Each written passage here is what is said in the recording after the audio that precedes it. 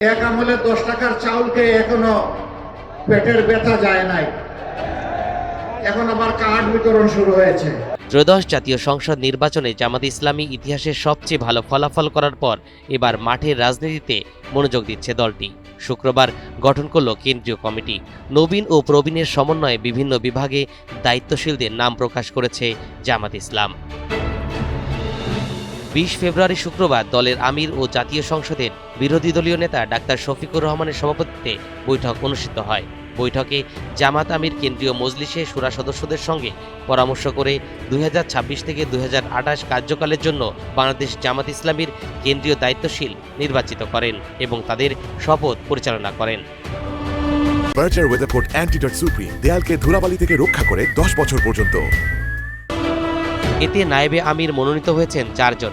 তারা হলেন ATM Azharul Islam MP, অধ্যাপক মুজিবুর রহমান এমপি, ডাক্তার সৈয়দ আবদুল্লাহ মোহাম্মদ তাহের এমপি ও মাওলানা আনম শামসুল ইসলাম সাবেক এমপি।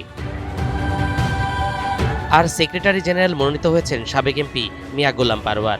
সহকারী সেক্রেটারি জেনারেল মনোনীত হয়েছেন 7 জন। তারা হলেন মাওলানা এটিএম মাসুম, মাওলানা রফিকুল ইসলাম খান এমপি, ডাক্তার হামিদুর রহমান আজাদ সাবেক এমপি, মাওলানা আব্দুল হালিম, অ্যাডভোকেট মোয়াজ্জেম হোসেন হেলাল, মাওলানা মোহাম্মদ শাহজাহান ও advocate Ehsanul Mahbub Zubair. Berger ওয়েদারকোট antidote supreme দেয়ালকে ধুলাবালি থেকে রক্ষা করে 10 বছর পর্যন্ত।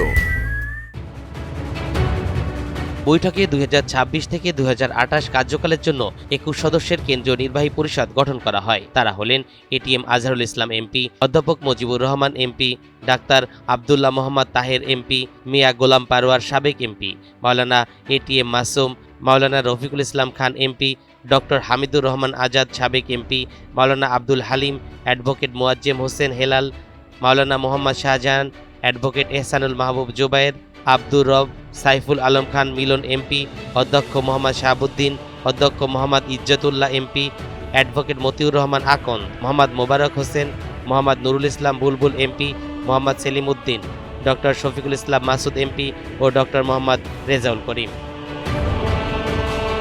2026 থেকে 2028 কার্যকালের জন্য 88 সদস্যের কেন্দ্রীয় কর্মপরিষদ গঠন করা হয়। এর মধ্যে নারী সদস্য রয়েছেন 21 জন। কেন্দ্রীয় মজলিসে শুরায় জাতীয় পর্যায়ের সদস্য নির্বাচিত হয়েছেন 59 জন। এর মধ্যে নারী সদস্য রয়েছেন 17 জন। তরিকুল ইসলাম, এনটিভি অনলাইন।